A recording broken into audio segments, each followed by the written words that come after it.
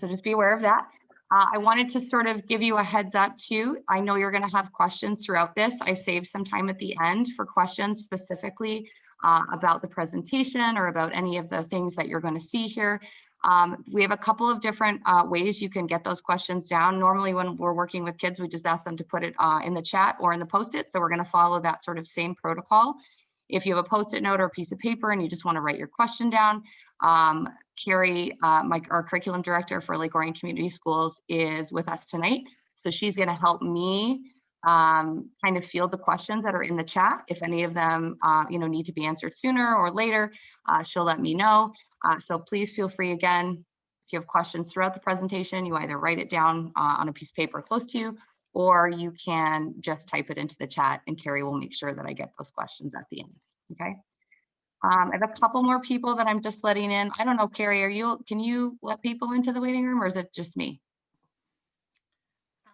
Right now I don't have access to that. I think it's just me. Do be prepared though. I am going to put you in breakout rooms and ask you to chat just for a very brief moment, just one time, because I think we're better when we learn from each other and can talk about these things. So if you want to leave your camera off, it's absolutely fine. Just try to engage if you can. And let me get started. I'm going to share my screen with you and get the show on the road. So one of the things that we continue to talk about in our classrooms and in our especially our younger ages classrooms, our K2 classrooms, is the importance of number sense and how important that is for mathematical success later. I'm going to... Wait, Calvin, are you going to have the hamburger? This one. I am going to... I think it's a black bean. Don't know how to do this when I'm black bean. Oh. I hope he got his other one. If you can mute yourself, that would be helpful. All right, so I went back and just muted people, so thank you. So one of the things that we continue to talk about that is a really, really important precursor to mathematical success later on is number sense, and particularly subitizing, which we're going to get into a little bit more today. But the research is really clear about number sense and flexibility with numbers. The more number sense that we can get and the stronger they are when they are younger, the more success and the more confidence they have with mathematics later. So that's where this sort of idea came from. And I'll show you a little bit of research and we'll talk a little bit about what number sense actually is right at the beginning. So let me see.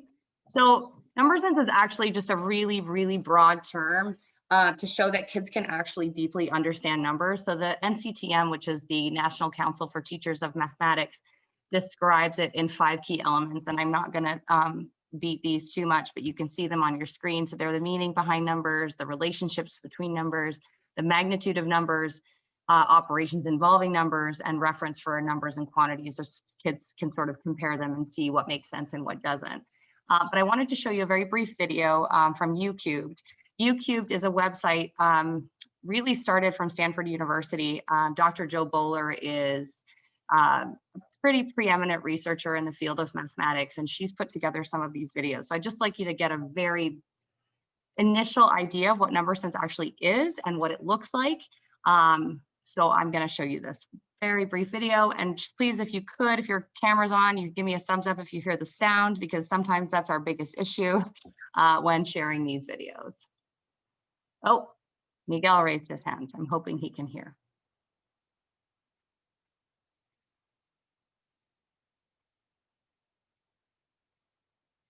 Hi, my name's Joe Bowler and I'm a professor at Stanford.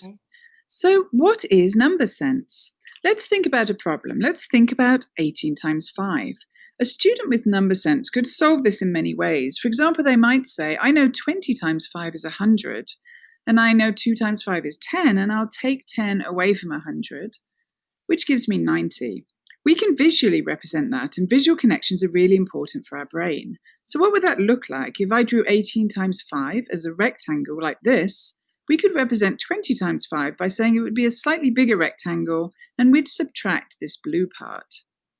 Another way to think about 18 times 5 is to say it's actually equivalent to 9 times 10. And the visual representation of 9 times 10 is kind of interesting. if our 18 times 5 rectangle looks like this, then our 9 times 10 rectangle would look like this. And that 9 times 10 rectangle has the same area as the 18 times 5 rectangle. A third way I might solve this is to say, well, I know 9 times 5 is 45, and I can do that twice to give me my 18 times 5. And that visual would look like this. There's our 18 times 5 rectangle, and this time I worked out 9 times 5 and 9 times 5. And there we have those two rectangles. A fourth way to solve this is somebody might say that they want to break up the 18 to work out 10 times 5 and then 8 times 5 and add those solutions together. And the visual of that is, if this is our 18 times 5 rectangle, then we can find our 10 times 5 and 8 times 5 rectangles, and they would look something like this. Another way, a fifth way of solving it, is not to think of 5 18s, but to break that up and to think of 2 18s are 36, and then we have another 2 18s are 36, and add on a single 18 to give us 90. And that visual looks a little different to our others. So if we have our 18 times 5 rectangle, this time we've broken up the 5 into a 2, and a 1. So we've seen 5 different methods for 18 times 5. Can you find different ways of solving 12 times 9, both numerically and visually? The variety of methods we see is part of the beauty and creativity in maths. All problems can be solved in different ways, and we should embrace that. Number flexibility, being able to work with numbers and see what they are made of and combine them in different ways, is an important part of number sense. If you'd like to see and learn more, come to UCubed. So you don't actually have to go to UCubed. You can if that sort of thing looks really interesting to you, because there are some really great resources here. They even have some sections that are based just for parents, just about resources. They have an online student course. This is actually a really great resource if you have any interest in looking at mathematics just a little bit more deeply. But let me get back to the core of why I wanted to talk to you about this. The biggest difference, and this is where parents really have the biggest concern when it comes to math, they did a study about high and low achieving students in mathematics. And the biggest difference between high achieving students and low achieving students when it comes to mathematics is that they're actually interacting with it differently. It's not that they know less, it's just that they are not as flexible. So you can see in the second bullet point, lower achieving kids cling to those formal procedures that they had learned, and they only use them very precisely, even if it doesn't work for that particular problem, because they hang on to that procedure. So the more flexible they are with numbers, the more tools they have to attack problems when they don't necessarily know exactly what to do, okay? So it's a really, really strong predictor of future academic achievement. So both at the end of first grade and at the end of third grade. Sorry, I'm keeping admitting people to the waiting room or from the waiting room. And with overall mathematics achievement, number sense is an extremely significant factor. So it actually overtakes age and cognitive ability when it comes to achievement in mathematics. So that's why we're really, really focused on trying to get kids to develop really good number sense when they're young and to be able to be flexible with number as much as they possibly can. So this is our magical word. I don't think I knew what subitizing was until I became a math specialist. I really wasn't a lower L teacher, save a few years. So subitizing is one of the most powerful ways to develop number sense at a young age. It's basically the ability to see a number of countable objects without actually counting them. And I know that sounds silly, but we look at this dice, and in a second, you can see that there are 6 dots on that dice. Whereas we have kindergartners at this point who would say 1, 2, 3, 4, 5, 6. We want them to start being able to look at that group of dots and say 6 without having to do that one-to-one correspondence. So that's a really, really important part of number sense that we can develop at really young ages. So if you, and we're going to talk about this later, but if you've ever played a dice game or a board game, that's a great way to increase some of those subitizing skills for your kids. And the reason that we want them to be able to do this is not only to be able to develop number sense, but also efficiency. if they're going into second grade and they're still counting that one-to-one correspondence, as the numbers get bigger and bigger and bigger, the efficiency really goes down. So they start having to take longer, they get more frustrated, they make more errors because they're having to go back and recount. So that's why this is a really important part of developing number sense. So lots of different ways to show you examples of subitizing. We've talked about this with our teachers. We do a lot of activities with K2 that show them how they can develop subitizing skills in their classroom. One of the games we actually introduced with little ones is just the flash fingers. It's super simple. You don't actually need anything to do that. All you would do is hold those fingers up on your forehead, flash them for 3 seconds, and ask the child how many numbers you actually held up, because you want them to hold that number in their head and you want them to be able to see it quickly. So we have fingers, we have counters, we have dice, we have playing cards, we have dominoes, we have dot plates. We actually make dot plates in our classrooms to use as pseudo flashcards for kids in K2 so that they are developing these stronger skills in subitizing or subitizing. I haven't quite figured out what the appropriate pronunciation is. So however you want to say it, you go for it. So stop and jot, this is just a structure that we use to help kids remember a little bit more about what we talked about. And it helps for adults too, because I don't know about all of you, but my memory has been shot since I've had children. So just quickly, or even think in your head, what are some ways that you already address subitizing in your homes? Because you've already done this. If you've played dice games, if you've played Uno with your children, if you've done playing cards, if you've played Go Fish, all of those examples are examples of subitizing. And if you don't, maybe what are some things that you could do? So take a minute, take about 30 seconds, jot some stuff down that maybe you're thinking. And even if it's counting dry macaroni on the counter, that's subitizing. So don't think that you probably haven't done any of these things. You probably have. And if you don't, what could you do? So I'm actually going to put you into breakout rooms in about 10 seconds. If you have no idea, just say, hey, I'm just going to listen to you guys because I've never done any of this. And if you want to leave your camera off, that's absolutely fine. Right now, there's 18 of us. So I'm going to put us into, as much as I can do this right now, I think I have to stop screen sharing. And I'm going to put us in random breakout rooms. And I'm going to give you about probably 2 minutes. I know that sounds like a really long time, but it'll go by really fast. All rooms. So 30 minutes, 2 minutes. Here we go. Just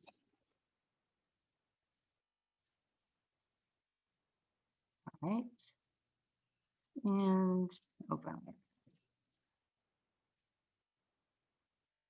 So as soon as you want to join your breakout room, you can go for it.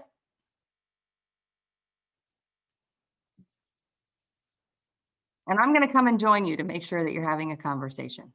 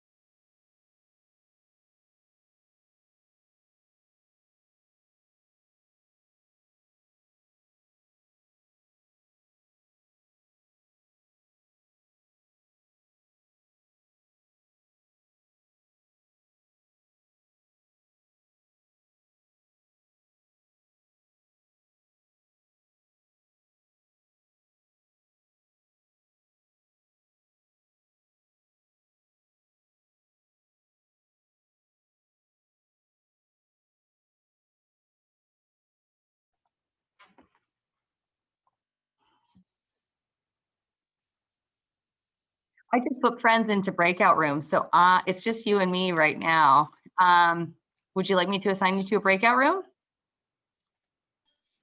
Yeah, that'd be fine. Thank you. Sorry, I got kicked out Awesome. just a minute ago, so I was No, in not at all. and then I got Not booted, at so all. I'm back in again.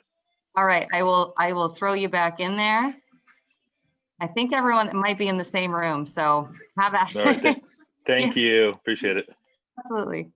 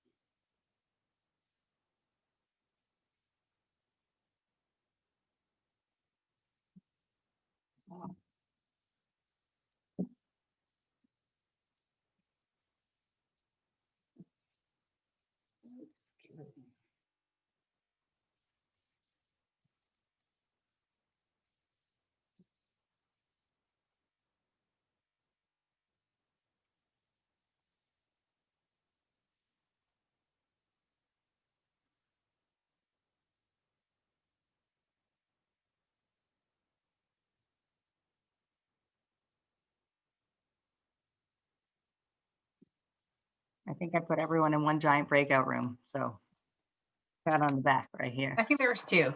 I don't think we were all in one. That's great. Thank you for helping facilitate.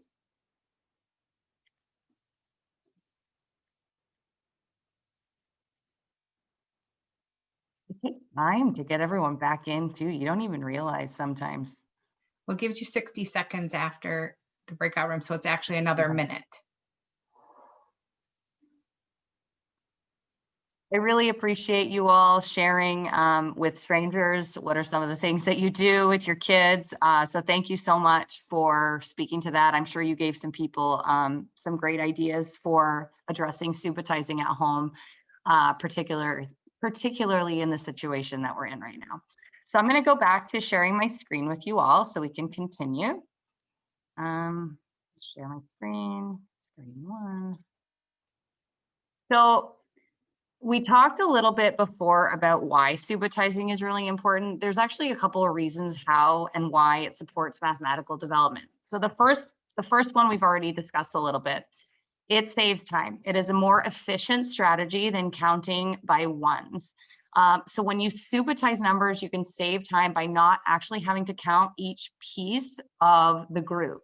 You can actually just see the group and know the number immediately. So when kids start later on dealing with bigger and bigger numbers, it becomes a little bit more of an efficient strategy if they can see groups of numbers together and understand what's behind those numbers. I know it seems silly to think about what's behind the numbers, but when we put labels on numbers, so the number 9, the written number 9, is really a representation of 9 dots or 9 ducks or 9 Cheerios.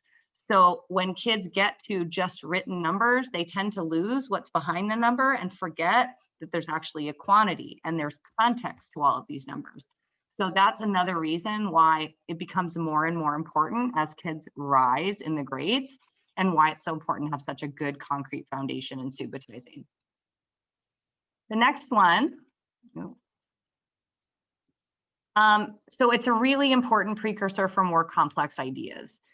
We talk a lot about number order and being able to link those directly to subitizing skills. So really understanding when they see those numbers on a dice that 3 is less than 2 and that 1 is less than 3 and that 5 is larger than 4. So that sort of understanding those comparisons leads to a better understanding of those processes as they get up in the grade levels, as they continue on with their schooling. It also helps to consolidate and develop more elaborate counting skills. So when you can see groups of things together, they start to become more flexible. So they can take away 5 and add 5 in a fairly simple and efficient way. When they are exposed to larger groups like complex multiplication, the subitizing falls into the category of conceptual subitizing, which then requires them to sort of picture those larger numbers as smaller number sets. They get to break it up, just like we watched in the video at the beginning. Many of us, at least, were not taught that 18 times 5, we can break it up in a number of ways to actually figure it out for ourselves. We just know I have to do the algorithm. I have to multiply the 1 by the 1 and then the 1 by the 10, and then I get a number down at the bottom. They don't actually, we didn't actually experiment with any sort of flexibility. That was the only way that we did it. And if kids don't understand what's actually behind the algorithm, then students start to lose that confidence because they don't know why the answer is turning out the way that it's turning out. So when Dr. Bowler actually did the subitizing, did the multiplication, my favorite way that she did it, I like the 18 times 2, 18 times 2, 18 times 1. That made sense to me in my brain. Some of you others may have had one that made more sense to you. And then some of you are like, I just want to do the 18 times 5 with the algorithm, right? Because that makes more sense to me. And that's really our goal here, is to teach kids all of these strategies to be able to do the mathematics. And then we want them to choose the one that works best for them, which is why sometimes Common Core can feel very frustrating, but it really is for the benefit of kids being able to do the mathematics in a way that's flexible and that in a way that helps them understand what's behind all of those numbers and how they got there. And the last one, I think it's the last one, I'm not 100% sure. It quickens the process of learning addition and subtraction. So when they can subitize, again, we talked about them being able to take groups and add groups on. So when they take 9 away, they actually can be flexible, take 10 away because it's 10 is easier to subtract, and then put the 1 back in. So they start to become a little bit more flexible again. And flexibility, as we remember from that first, I think, second slide, flexibility is one of those things that is that precursor for academic success. So kids who are successful in math are able to be more flexible with a number. It's not that they know more, it's not that they remember more, it's just that they become more flexible. I was having a conversation with a parent of a second grader, and she actually asked me, is it harmful? I'm trying to teach them his multiplication tables. And I said, well, it's not harmful. It's about how you do it. So if your child is in a place where they want to do more, great. What I do ask, and that what we do recommend, is that you show them the groups. So if you're going to do 5 groups of 5, for instance, you actually show a picture of a circle with 5 dots, another circle with 5 dots, another circle with 5 dots, another circle with 5 dots, and then another circle with 5 dots. So they can see that 5 groups of 5 is actually 25. Or if you break up 25, you actually can get 5 groups of 5. Okay, so it's always really about the conceptual understanding, what is actually behind that number. So what to do at home? There's a couple of things here, at least. I have lots to show you, but these are a couple of things that aren't necessarily, I guess, unique to subitizing. But when you're working on a problem at home with your child, I do it with my own children. They hate it. They don't like that I'm a math teacher. It's really upsetting to them because I won't just give them the answer. Many of the things that I try to do with them is I'll say, well, what do you know? And what have you done in previous problems that has worked with this? I also make them read it out loud again to me, because a lot of the times we know, even when adults read things, we miss things, right? We have to read it actually more than once to be able to understand what they're asking. And then we can actually think aloud the problem. So many times when we're working with kids in class, if we run through what we're thinking in our head out loud, oh, I see that Joey has 4 pens, and then he gave his friend 2 pens. How many pens does he have left? Well, let's read that again. I have 4 pens. I gave somebody 2 pens. What do I have left? You know what? I still need to draw it out. I think I'm going to draw the pens. So let me draw the pens. And then I'm going to circle what we take away, and then we can talk about it. So the one quote we really like to use too is that the thinking stops once we give the answer. And that is 100% true. When we tell them they're right or they're wrong, the thinking stops. So don't forget to continue to try to ask questions. If they're coming up with nothing, then you can use that think aloud to be able to help them sort of think through the problem. The second bullet point here is mental math challenges. One of the really big issues with kids in mathematics is that they're really unable, the kids who struggle are unable to hold those numbers in their head. An example would be, I used to do this when we were driving to sports at night. This, what's, 8 plus 8 plus 8. And they would actually have to do 8 plus 8 first, hold that number in their head. So know that that 16 is still in there, and then add that other 8. So adding an extra step, even if it's 3 numbers, 2 plus 2 plus 2, or 1 plus 1 plus 1, knowing that they actually have to hold the first 2 numbers, the solution to the first 2 numbers in their head, and then they have to add another one, that really develops number sense, but it also develops a really strong way of holding that number in your head and visualizing what you have. And that's something that kids don't always get the opportunity to do in class because we're always working with pencil and paper. So that's something that as a parent was fairly simple for me to do because the kids didn't need a whiteboard and a marker in the back seat. I can just ask those questions to them. So again, model and explain your problem solving strategies, and then try to use any mental math challenges that you can. I do remember I've seen a number of teachers who are early for special, and they will actually give those mental math questions outside while they're waiting for the gym teacher. So the kids don't have a pencil and paper. I know I used to do this to my own children in the doctor's office, which they hated. But whenever there's time, I was like, you're not sticking your face in your phone. We're actually going to do some thinking right now. So that's just another way of sort of supporting their mathematical thinking that you can do at home that doesn't require you to do a whole lot, right? We know you're all busy, you all have things going on. This is just a small way of supporting your children that actually has some efficacy and some research behind it. So here's another way that you can strengthen number sense at home. So we really are trying to encourage the use of physical and virtual manipulatives. I have a couple of websites that I'm going to show you. I know we worry about screen time, especially with K2s, but if they are working on paper and they want to use virtual manipulatives on screen, I recommend that if you don't have any of these physical manipulatives at home. But you can pretty much use anything that has one-to-one correspondence, which means anything that you can count as a 1 will be effective for using as a manipulative. Macaroni and pasta noodles, old baseball cards, playing cards, marbles, which can get really loud, so you might want to be in the room when they're playing with those. Old puzzle pieces. I know I have friends that have been giving away puzzles. I'm not a puzzle doer, but I'll take the puzzles so I can put them in bags and I can give them to my kindergarten teachers.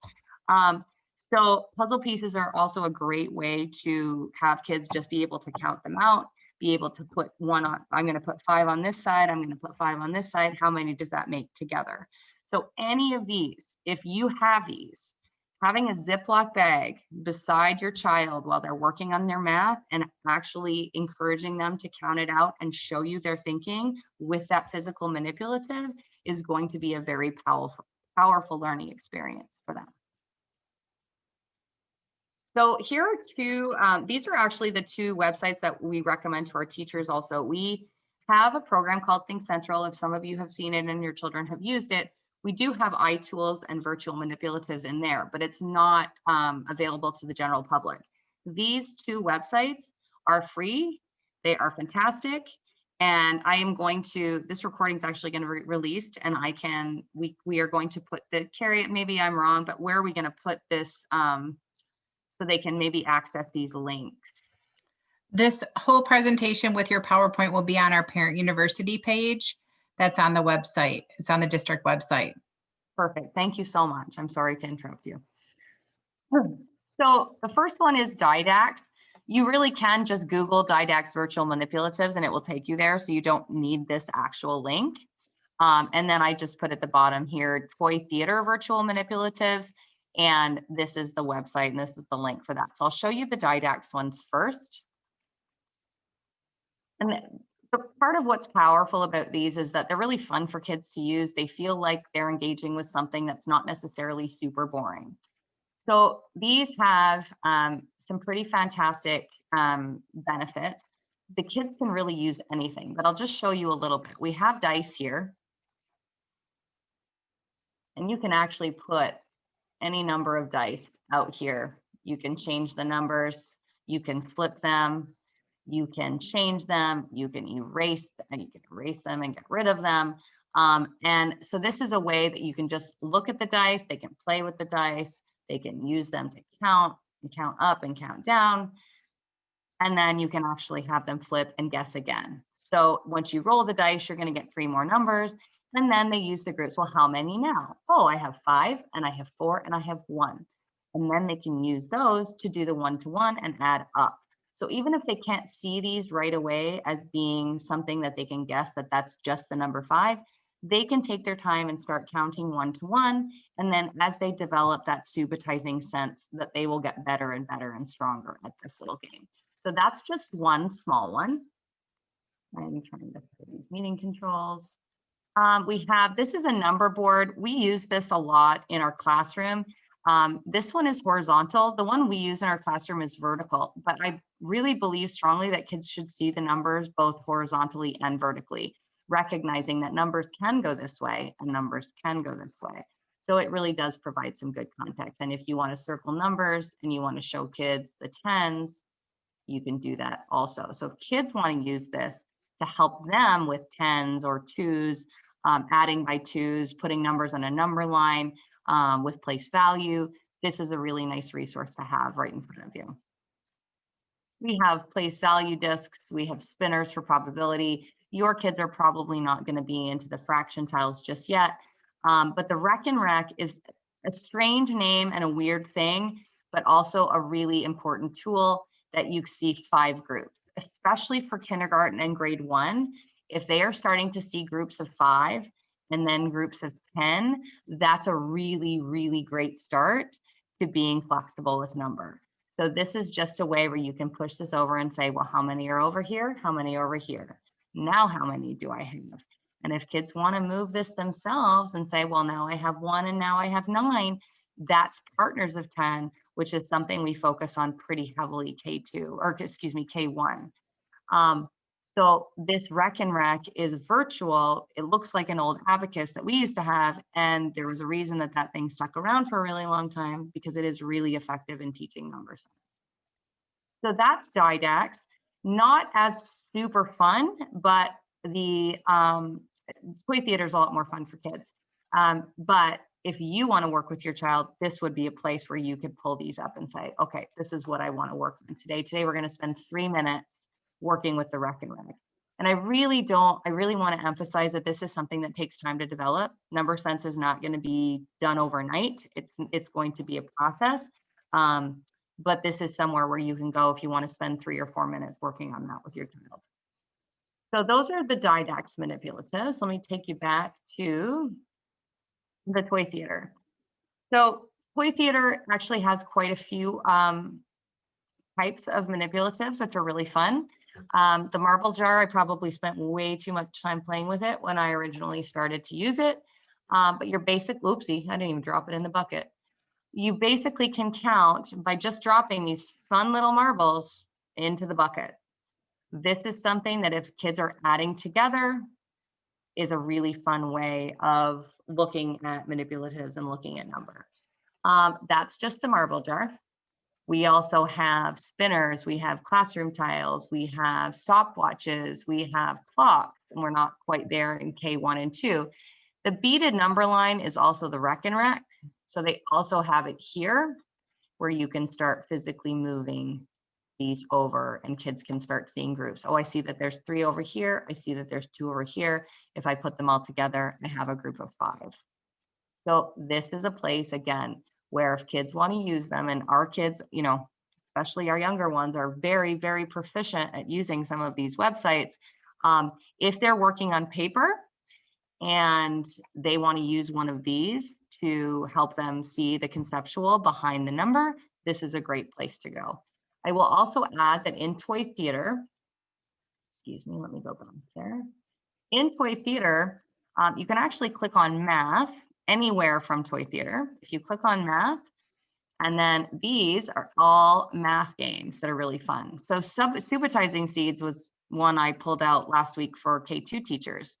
Subitizing Seeds is actually, you have to look at the number and then you have to pick the bag that goes with the number on the pot. So for instance, I'm going to pick the 2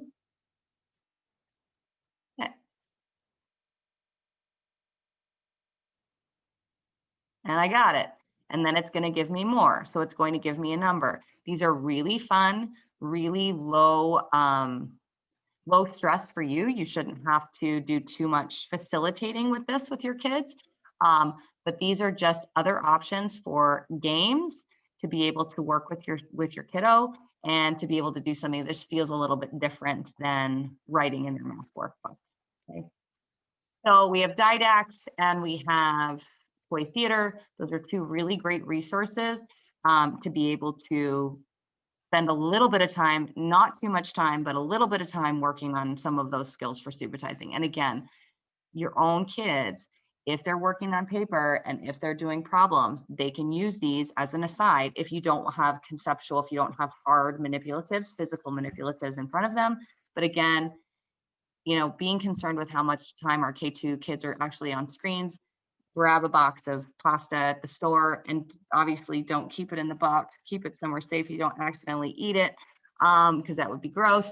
But that's, I think, a really great place if you don't have physical manipulatives. If you do, I think that's probably best. But again, your home, your situation, you know what's best for your kids. So I wanted to give you a couple of different options. So again, you don't need to spend money to have manipulatives. They don't have to be fancy. They don't have to be expensive.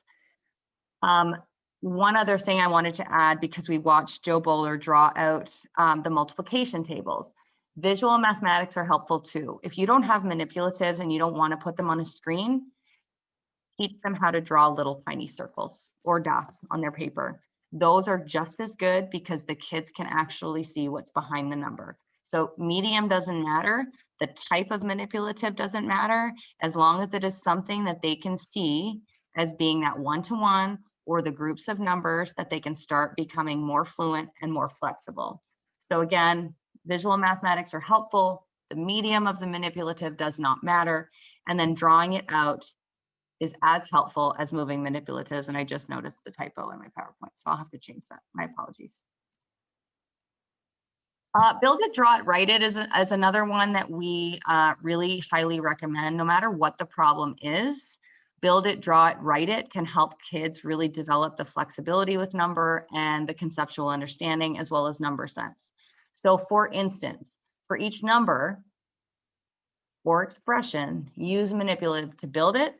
Then I want you to draw it, and then I want you to write it. So for the number 12, they can build it with 12 macaroni noodles. They can draw it with, 12 seeds or 12 dots or 12 check marks. And then they can write it out. So what does the number actually look like in words? So there's multiple things you can do here that are going to show that kids can actually show us what they know. 3 plus 7 would be the same thing. How do you build 3 plus 7? Well, you have 3 and then you have 7. What does that look like with manipulatives? What does it look like in a picture? And what does it look like when you write it? So we're going to obviously here be looking for the answer 10 or the number 10. And again, we have A, B, and C. These are a little bit higher right now. These are bigger numbers, probably close to the end of first grade, beginning of second grade. Actually, end of K, maybe even first. But these are great examples of how you can do build it, draw it, write it. So even if it's something, if your child does not understand how to do 20 minus 11 or 14 plus 2, show them how to build it, show them how to draw it, and then you can show them how to write it so that the next time they do that, they'll have another tool in their tool belt to be able to address that problem. Oh, and at the bottom, of course, the shaving cream pan. That was a hot mess for me. I'm a little bit of a neat freak, but I let her do it anyway. When my kids were in kindergarten, it's a big cookie sheet with shaving cream, and they can actually write the numbers with their fingers in the shaving cream. It feels fun, super messy, and academic, sort of a game hidden with some academics behind it. If you have a whiteboard and marker at home, those are really helpful. Or you can do it mentally and ask them to actually explain what their thinking is when they've done the problem. So very quickly I shouldn't say end, hopefully this is just the beginning of our work with subitizing and number sense with our kids at home. But this is a really helpful video to show. For many, many years, I was told that, or I thought that I was just not a math person. And I'm not strong at math and I'm just not good at it. High school was tough, the end of high school for me in mathematics. And I was convinced that I just didn't have a brain for math and it didn't work. And I had many, many students over the years that would come to me and say, Mrs. Schiff, my mom says we're just not good at math. She's not a math person. I'm not a math person. Over the past 6 or 7 years doing this job, the research actually has come out that there is no such thing as a math person or a non-math person, because our brain is extremely elastic and can do a lot of learning and can stretch itself to learn mathematics in a way that sort of everybody can access.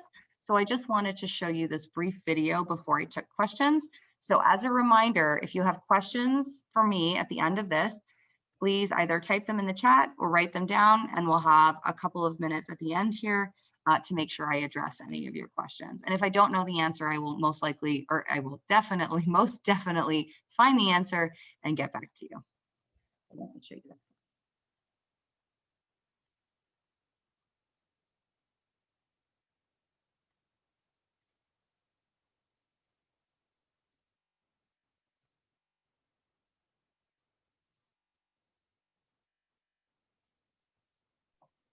We can't hear that, Em.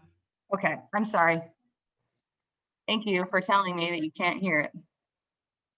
I apologize. I will check my volume again and share computer sound, which was not on. And I will go back to the beginning. Some didn't, but recently. First, let's look at some of the recent things that have been learned about the brain. Good. And the key finding that everyone is talking about is what is referred to as brain plasticity. So people used to think that some people had the brain for maths or other subjects and some didn't, but recently there have been stunning examples of brain growth. Now, the brain isn't actually made of plastic, but the idea of neuroplasticity refers to the lifelong capacity of the brain to change and rewire itself. In fact, there have been stunning examples of the brain's ability to create new neurons and connections in recent years. So when learning happens, a synapse fires. Electric currents fire and create new neurons and connections between neurons. And the paths of a synapse are like footprints in the sand. They can become firm paths if they're traveled a lot, or without use, they wash away. And the brain is so flexible, it's changing by the minute. It's losing and gaining connections. You may even be gaining or losing, hopefully the former, synaptic connections right now. So let me introduce you now to the life of a London cab driver. All London drivers have to learn 320 routes that help them remember and learn the 25,000 streets and 20,000 landmarks and places of interest within a 6-mile radius of Charing Cross in London. So it's extremely complex, and they have to pass a test which is called the knowledge. All black cab drivers have to have passed the knowledge. It takes between 2 and 4 years to pass the All London knowledge, and once you're licensed, you can work anywhere in the Greater London area. Here's a photo of London streets. As you can see, there's no grid structure in London. So what the research has found is that the taxi drivers go through a training period, and by the end of their training period, the hippocampus had grown. When they retire from being a black cab driver later in life, the hippocampus shrinks back down again. They also found they compared the brains of London taxi drivers with London bus drivers, and the London bus drivers don't have to learn such a complex set of routes, and found that the hippocampus of taxi drivers was bigger than the bus drivers. So the region of the hippocampus that had grown is specialized in acquiring and using complex spatial information in order to navigate efficiently. So a second example of brain growth was a 9-year-old girl who had half of her brain removed. She was having fits, and they literally took out one hemisphere. And at first her whole left side was paralyzed. But she amazed doctors as within weeks she'd grown connections back, and eventually in a very short time developed all of her functions back. And that was because of the incredible and fast growth of her brain. So we now know that all students, maybe except, those with a very specific learning disability, but all other students can achieve at the highest levels in maths in all levels of school, K right up to the end of high school. And other countries that believe this about students do a lot better than we do in the US or the UK, so countries such as Japan. So here's the irony. children can develop half a brain or change their brain significantly, yet we think kids can't develop a few neurons they need to learn algebra. Many people think that some kids are capable or smart or high ability, whatever you want to call it, and some are not. Now, we all know students come into maths classes with some of them finding work easier, some finding it really challenging. But that doesn't reflect their potential for future work. What it tells you is that students have been having different experiences since childhood, and some of those experiences have been causing synapses to fire and some haven't. So as teachers, our job is really to disrupt the trajectories of students who haven't had challenging experiences, and it's to provide all students with the richest and most challenging environment possible. If their brain can change in 3 weeks, think what students can do over the course of a year with the right materials. So to recap, brain research tells us a number of things. It tells us every child can excel in mathematics in school from elementary to high school. It tells us about the potential of the brain to grow, no matter where students start from. And that potential is huge. It tells us that every new learning experience changes your ability. Even though we think of students as having a certain ability or not, being high or low, every experience can change that ability. So we use fixed ability language all the time, high and low kids, and we need to rethink that. So scientists know that kids can develop the wiring to learn any maths in school. But many teachers and parents still believe in a kind of natural ability, and a number of schools, probably most schools, are still set up on outdated models of fixed ability thinking. So that was just, I'm going to stop my sharing now. That was just a little aside because I wish I had been told this years ago that I actually could do it. And I really am trying to make it my mission to let parents know that it is not one or the other. It is all. You can achieve math. You can achieve in mathematics at high levels if the opportunities are there and if you continue to work at it. So I just wanted to end with that because I think it's a very powerful message. We know that all kids can learn math. We know that all kids can learn math to the highest levels. And, you know, just continue to encourage your children. You are able, you can do this. We just have to figure out the way that it works for you. And that, again, is part of why I feel really strongly about the importance of Common Core and giving kids different ways to solve mathematics problems.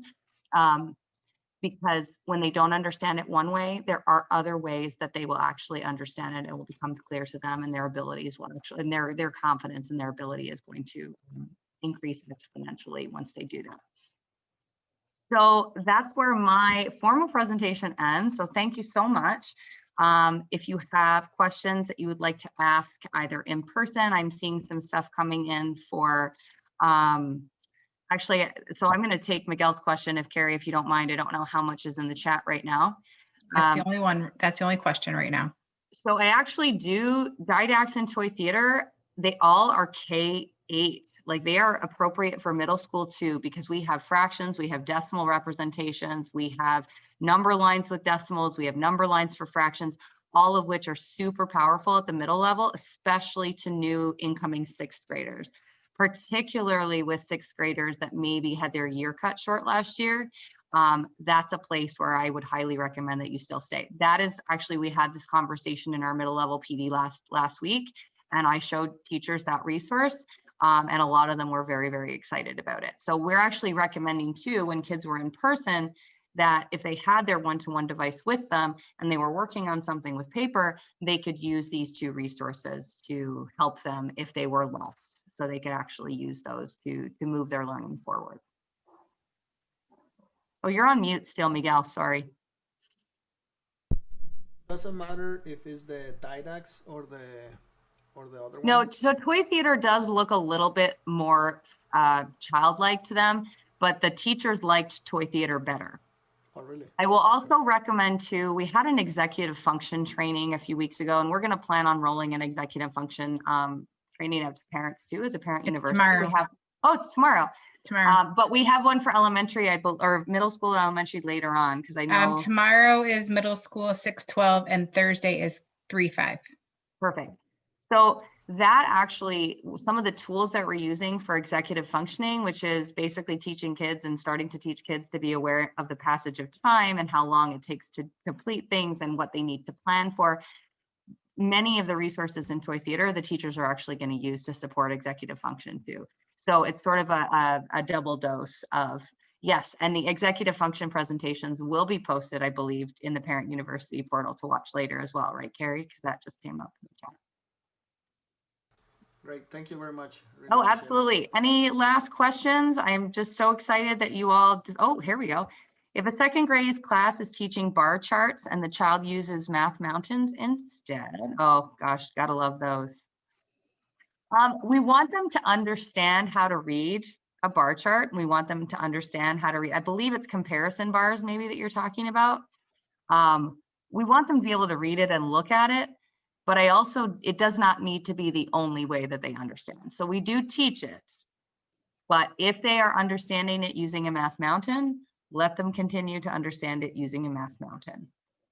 The kids will look at it. They will have to read comparison bars, but it is not, comparison bars are really specific to our program and not necessarily to some of the questions on M-STEP or some of the things that are coming later. So I wouldn't stress about it if they're not really understanding comparison bars yet. I would say to the teacher, he understands it using a Math Mountain. Is there any way you can sort of work on him sort of moving that context from a Math Mountain to a comparison bar?